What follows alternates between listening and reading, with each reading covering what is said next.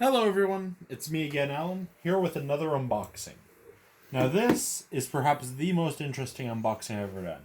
Not because of the game, but because I did not buy this product.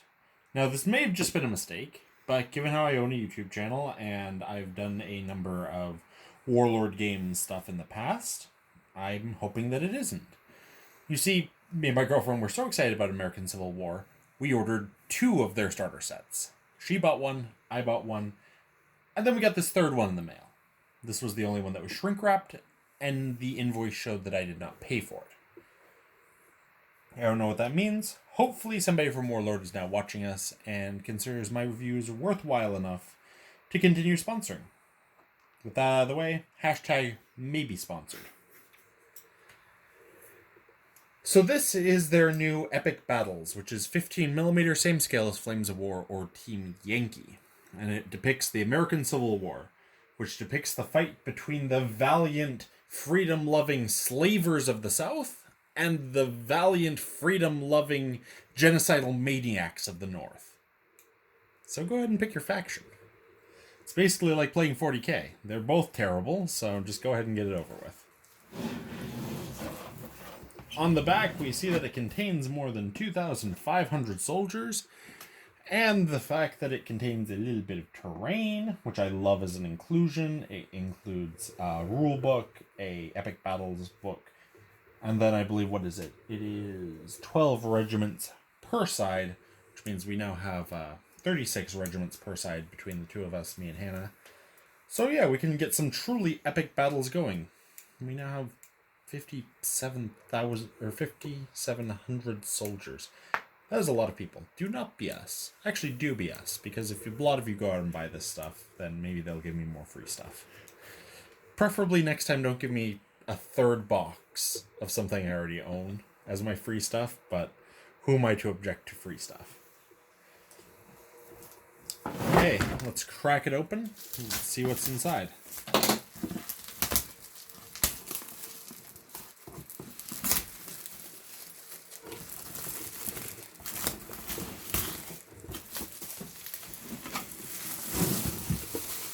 Okay.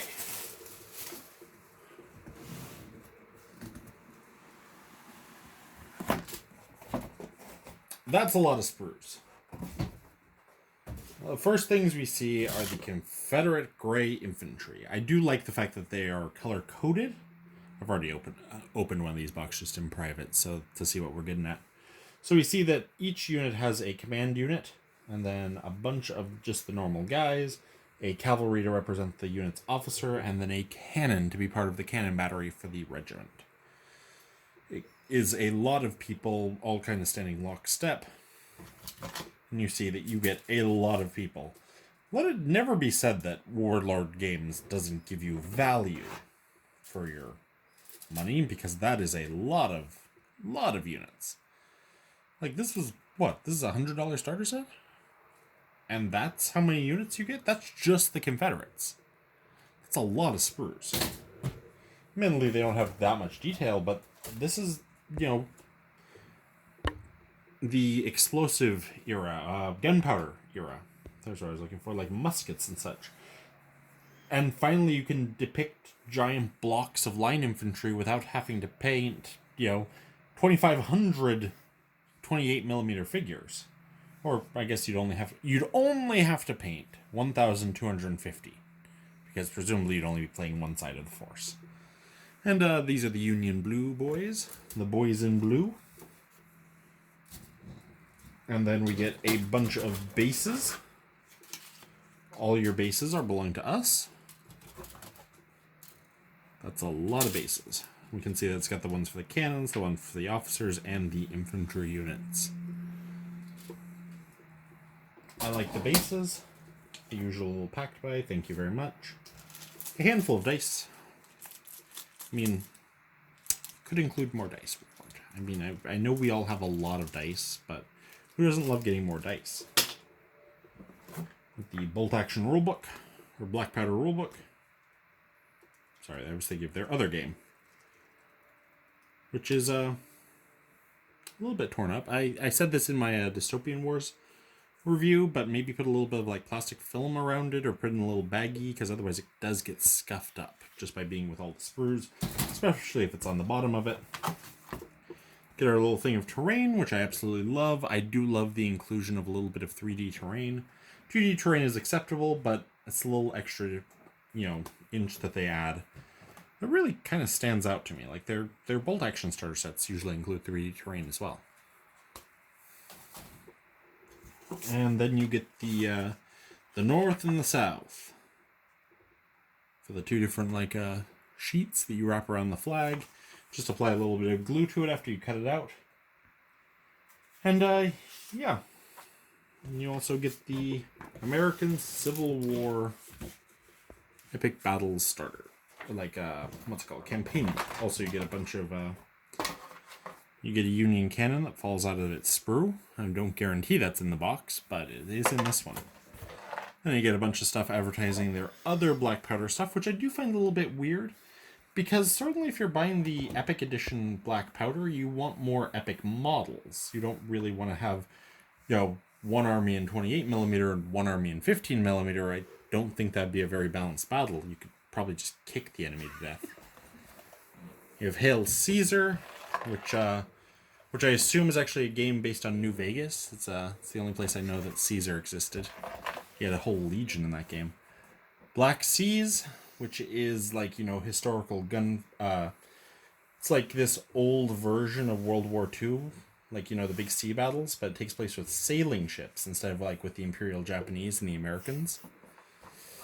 And that's the best way I can describe it. Pike and Shot, which takes place during the 30 Years' War and English Civil War. That is the laziest quoting I've done in a while. That period of history does not terribly excite me, mostly because I, have Warhammer Fantasy for that. So this is a replacement for the Glory Hallelujah book, I believe. Or maybe it's a supplement for it. It shows the little bit of history, which I've already summed it up for you. It's genocidal maniacs versus ruthless slavers. Take your pick.